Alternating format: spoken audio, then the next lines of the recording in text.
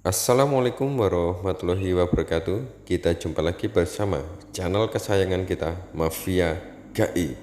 Kali ini Mafia Gaib akan mengingat lagi kejadian yang pernah terjadi di Pulau Banyuwangi, yaitu pada tahun 1998 tentang keberadaan ninja. Ninja ini dahulu sempat menggegerkan warga, bahkan warga pun setiap habis maghrib, jangankan untuk nongkrong, berkumpul pun keluar rumah, mereka takut karena nyawanya bisa terancam.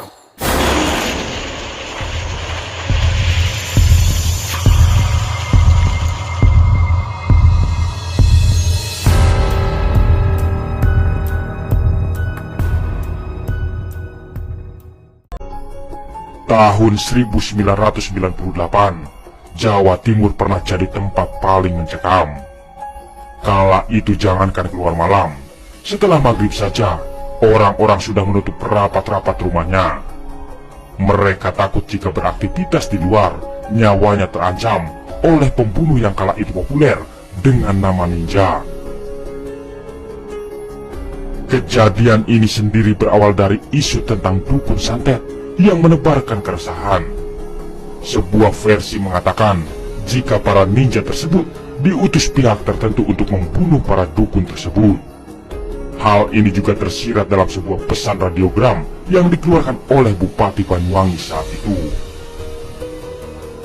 Isinya adalah menghimbau kepada para aparat pemerintah untuk mendata orang-orang yang diduga memiliki ilmu hitam. Karena kurangnya strategi, akhirnya radiogram ini pun bocor ke publik. Alih-alih dilaporkan ke pejabat setempat, orang-orang yang diduga dukun justru dihabisi sendiri oleh masyarakat.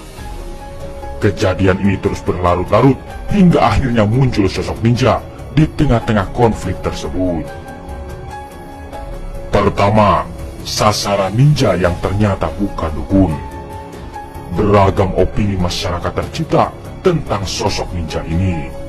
Ada yang mengatakan jika mereka ditugaskan untuk menghabisi para dukun.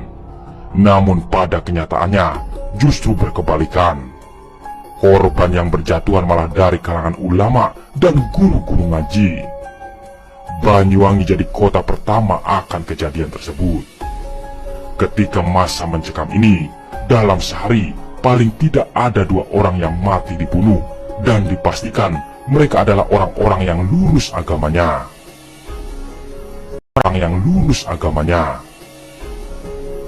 Wabah ninja ini makin mencekam ketika ternyata targetnya tidak melulu orang-orang alim. Di beberapa kejadian, korbannya justru masyarakat sipil, termasuk para tokoh terpandang di masyarakat. Fenomena ninja ini pun jadi semacam ancaman serius di Jawa Timur, terlebih daerah operasinya mulai melebar ke beberapa kota, mulai Pasuruan, Bondowoso, Situbondo, sampai Malang.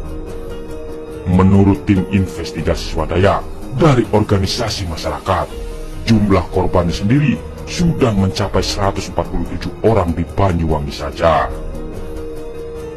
Kedua, simpang siurnya sosok ninja. Banyak saksi mata yang mengatakan jika sosok ninja ini benar-benar seperti yang ada dalam film-film Jepang, berupa sosok yang berpakaian hitam-hitam dan memakai cadar. Versi yang lain ada pula yang menyebutkan berwarna biru. Tidak hanya dari tampilan, sosok-sosok ninja ini juga dikatakan bisa berlari sangat cepat, menghilang, bahkan melompat dari satu pohon ke pohon yang lain.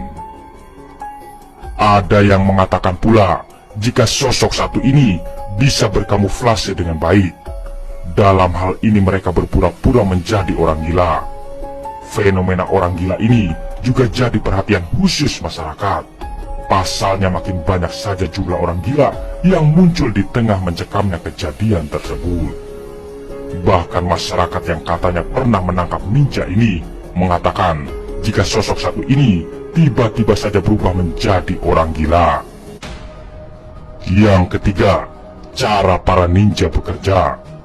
Banyak diceritakan bagaimana para ninja ini memangsa korbannya. Pertama, biasanya mereka akan menandai pintu atau tembok rumah korbannya dengan tanda silang merah atau putih. Lalu eksekusinya dilakukan ketika malam harinya dengan mematikan lampu lalu membunuh targetnya. Orang-orang dulu sangat takut ketika keesokan harinya mendapati tanda ini di pintu rumah mereka. Namun tidak semua rumah mendapatkan tanda tersebut. Seperti yang sudah-sudah, biasanya hanya rumah milik guru-guru ngaji, imam masjid, dan tokoh terpandang saja. Cara para ninja ini membunuh juga tergolong sadis. Tidak hanya dibunuh, lalu ditinggal pergi saja. Beberapa juga digantung, dipatahkan tulangnya, hingga dipenggal kepalanya. Meskipun bisa membunuh secara taktis, nyatanya tidak semua target berhasil disingkirkan oleh para ninja tersebut. Beberapa berhasil lolos dengan melakukan perlawanan dan kemudian menceritakan kebenaran para ninja yang sebenarnya masih jadi hal yang samar-samar di kalangan masyarakat. Yang keempat, antisipasi masyarakat menghadapi para ninja. Masyarakat yang jengah dengan ketakutan akhirnya melakukan perlawanan. Dulu Siskamling yang mati pun akhirnya digalakan lagi.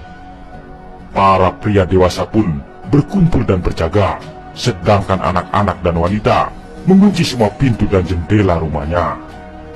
Cara ini sedikit membuahkan hasil dengan 1-2 ninja yang berhasil ditangkap. Masyarakat menjadi sangat waspada ketika itu. Sebagai dampaknya, mereka menganggap gagal aparat keamanan karena tak mampu meredam ancaman ini. Tidak hanya dengan berjaga tiap malam, tindakan preventif juga dilakukan dengan menanam tanaman kelor di depan rumah yang konon untuk menangkal ilmu hitam.